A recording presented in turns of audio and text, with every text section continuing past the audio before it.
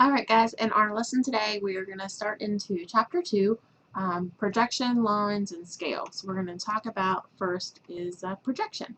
So, behind every 2D drawing that you see, every flat drawing that you see, you've got some important things, 3 imagined things. Where is the observer's eye, or that stationary point that you're looking at that object? The plane of projection, how are they looking at it? And then the projectors, or your lines of sight. And this is a little bit better explained on pages 26 and 27 in your textbook. So if you want to pull those up, feel free and you can kind of see. But I've got my cup here. It looks one way if I hold it like this. And it's got water in it. So if I tilted it this way, it looks different. Whether I'm standing here looking at it, or here, or straight on, it looks different ways. So that's kind of what we're talking about when we talk about different projections of an object. So make sure you look at pages 26 and 27 in your textbook. It'll help you understand. So here is, the breakdown of projections. There's basically 2 different types: perspective on the left and parallel on the right. So you can kind of see how those break down. Again, it's all one object. It's just different ways to look at it. So you've got linear, aerial, oblique, and orthographic types of projection. So with perspective projection, the projectors come together at one stationary point. In parallel projection, those lines of sight are parallel to each other.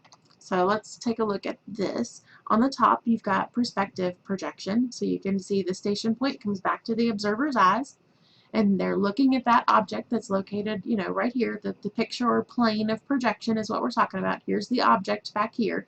And if you have everything coming from that one station point, and you're looking out towards points, A, B, C, D, E, F, and G, and you were to put that piece of paper there, then that's what that shape would look like.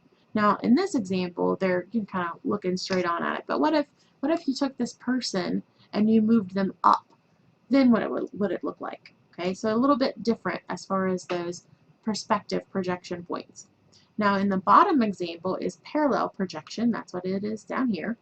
What we're doing now, instead of these lines of sight coming back all to this person's eyes to one stationary point, that projection is coming, and all of those projection lines are then parallel. So no matter how you look at that piece, they're parallel. So 2 different types of thought. Here's an example of a photograph of perspective projection. In this one, that viewer is a certain distance away from the object. You can kind of see that all of these lines of sight, so like these row of windows here, here's your ceiling line, here's your floor line, they all come back into one area. So just like that picture before, those come back to that person's line of sight. Here's an example where they go down to the end of the hallway. You'll notice that in perspective projection, circles are kind of viewed more like ellipses. Squares kind of look more like trapezoids. So we know that probably these windows here are rectangular shape. But the farther away we get, if we were to draw a line up there, it would look more like a trapezoid rather than a rectangle. And that's just the difference in how you're choosing to look at that particular shape. And obviously the vanishing point in this drawing is way back here in the back at the end of that hallway. So most of what we're going to do in this class is a type of parallel projection. So if you look on page 26 and 27 of your textbook, then you'll see multi-view projection and isometric projection, oblique projection. That's the kind of stuff that we're going to do more often than not in this class. So orthographic projection all the way on the right. So orthographic is a type of parallel projection. We're going to be doing that most often.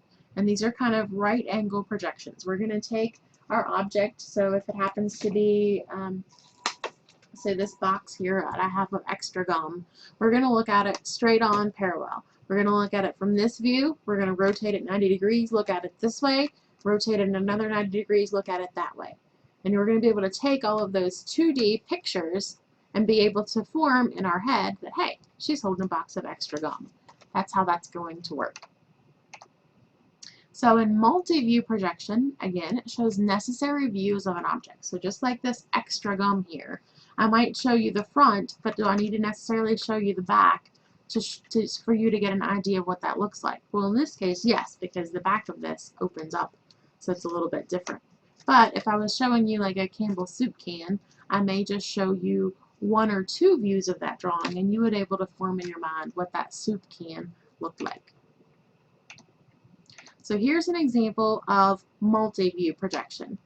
We've got an object, hopefully you can figure out what that is, okay, and it's described by its necessary views.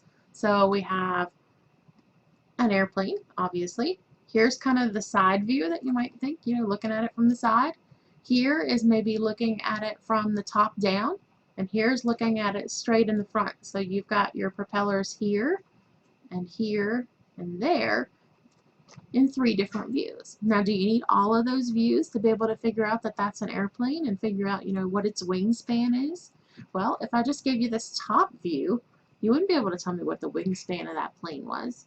But if I gave you maybe this view and this view together, you could put that together and say, oh, that's an airplane. And here's its wingspan, you know, here's length from propeller to end. You know, you'd be able to figure those kind of dimensions out by looking at multiple views and put it together in your mind and come up with what that 3D airplane looks like. So there's different types of projection. It lists them all out right here. Just understand that particularly in this class, you know, how the ones we're going to focus on, down here at the bottom, multi-view projection. Perpendicular to the plane of projection, and then an infinite distance away from the viewer or observer. That's the idea. That's what I want you to take away from this. So I'm going to go ahead and pause now, and we'll start with the next video here in just a second.